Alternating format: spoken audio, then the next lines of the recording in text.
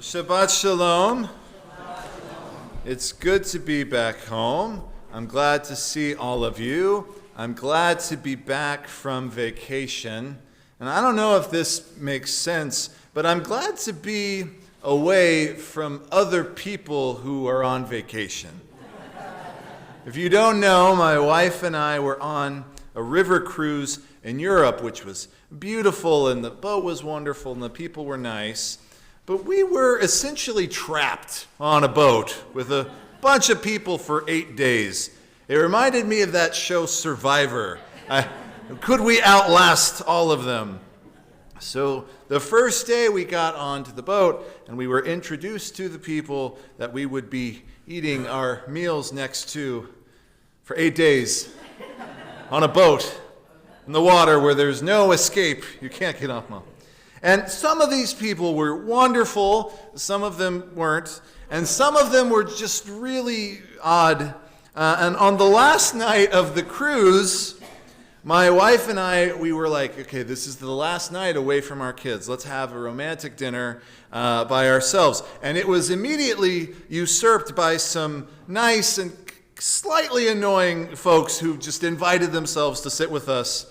And I was tolerating it okay. Don't ask me why, but for some reason, at some point in the conversation, one of the annoying guys at the table started doing a Bill Cosby impression. And when he did that, several women at the table were really offended. And I was likewise offended, but I was more offended that the guy's impression wasn't even that good.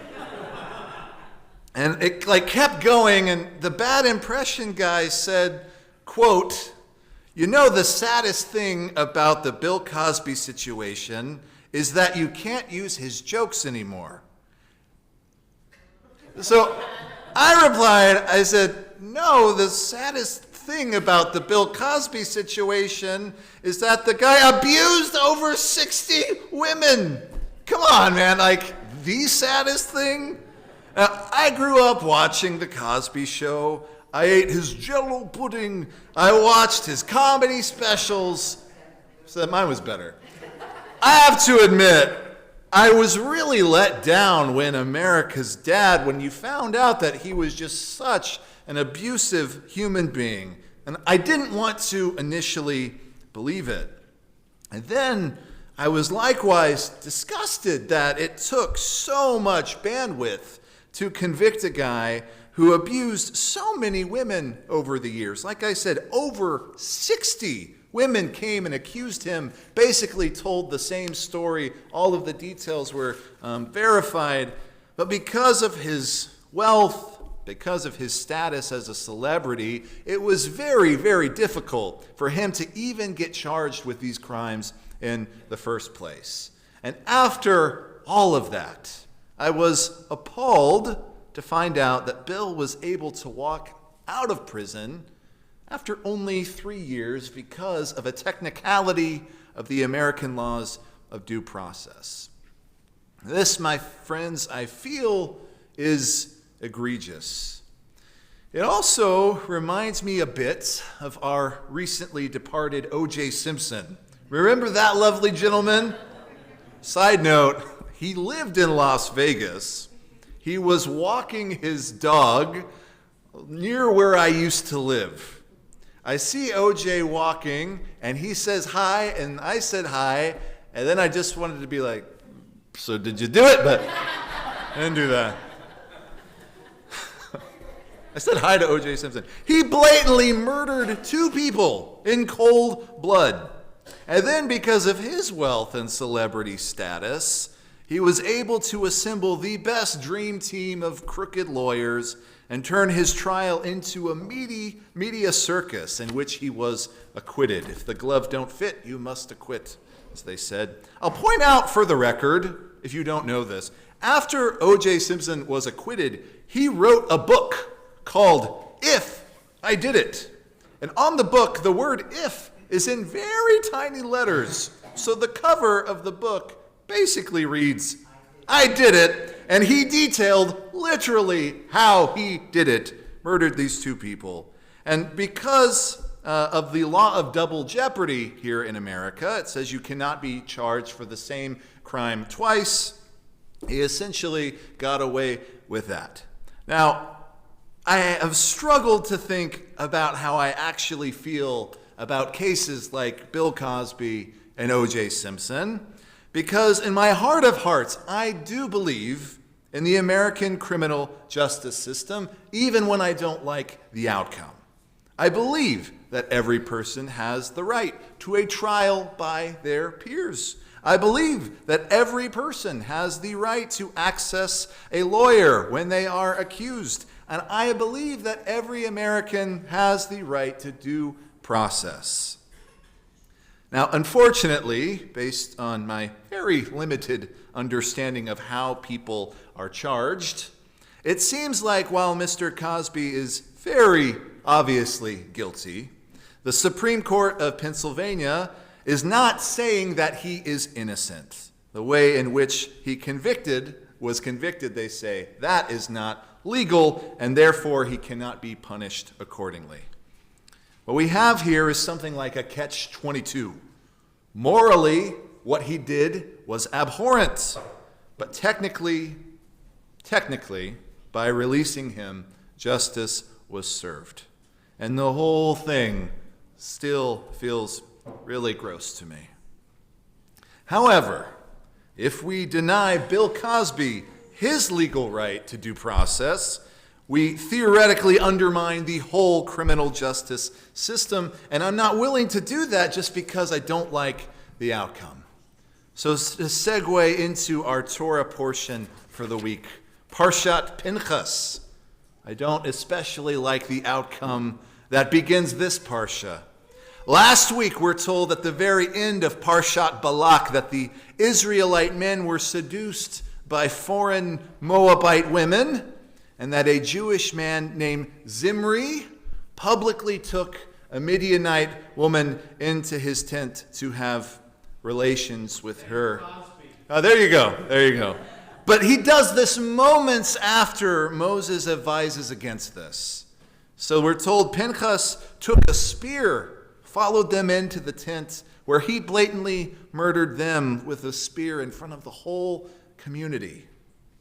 Now our parsha begins with God granting Pinchas what's called the Brit Shalom, which translates to covenant of peace.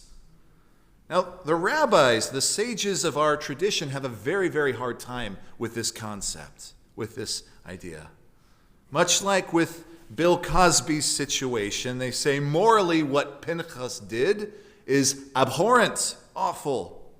But according to biblical Jewish law, justice was served. So much so that God makes Pinchas a priest and gives him the covenant of shalom. What are we supposed to do when things like this happen? How are we supposed to feel? There is a hate group in America that disguises itself as a church. You've probably heard of it. It's called the Westboro Baptist Church. And these lovely individuals literally have built their theology around the concept that God hates gay people. But not only does God hate gay people, according to the Westboro Baptist Church, God also really hates us Jews. Really, really hates us Jews. So typically they protest at synagogues and Jewish community centers with these terrible anti-Semitic signs. They also protest at gay gathering spots. And honestly, I think they'll protest just about anywhere that will give them media attention. It's disgusting. So a couple years ago, they protested outside of the AIPAC convention, the pro-Israel convention. And when I walked by, they saw me and they saw that I had a name tag that said Rabbi on it. And they said, "Look, it's Rabbi Baby Killer." That's what they called me. They gave me a nickname. These people are horrendous. But when they protest, they get a permit. They stay in their designated protest area, and everything they do is completely 100% legal. Well, about a decade ago, true story, the Westboro Baptist Church was sued, not for the first time, by the way, and the case went all the way up to the Supreme Court. And this hate-spewing, Jew-bashing group hired a team of lawyers who were, wait for it, I kid you not, made up mostly of Jewish lawyers. When asked, why in the world would a Jew help defend a group that is totally devoted to the hatred and destruction of the Jewish people, one of the lawyers gave the following quote. I'll read it to you. Quote, I disagree with virtually everything they have to say, but I agree totally and wholeheartedly that they have the right to say it. If we limit free speech to only what we want to hear, then we no longer have free speech. So, the Supreme Court's decision affirmed that the Westboro Baptist Church has the right to peacefully protest so long as their protests are legal. Once again, morally, this is abhorrent, at least I think so, but justice was served. Friends, I want to say a couple things. A, it's okay to feel icky about the things I've discussed. I think it's even okay to disagree with some of the concepts and notions I've mentioned tonight. But I want to recognize that we are so incredibly blessed to have the freedom to discuss these ideas. We are so incredibly lucky to have the freedom to disagree with one another, to disagree with our government. Our country is not perfect. No country is. But we have a justice system, and we strive to do the right thing, even if it feels wrong. As Jews, we have the freedom to disagree with themes and ideas in the Torah, like Parshat Pinchas. We have the capability and the capacity to argue with God. Our tradition supports that because that's what Abraham did. Tonight, I want to encourage us, whether we identify as Jewish first or whether we identify as Americans first, I want us to heed the words from our Torah, which is from Deuteronomy 16:20. It says, justice, justice shall you pursue. It might not be morally nice, but it is justice after all. Shabbat shalom.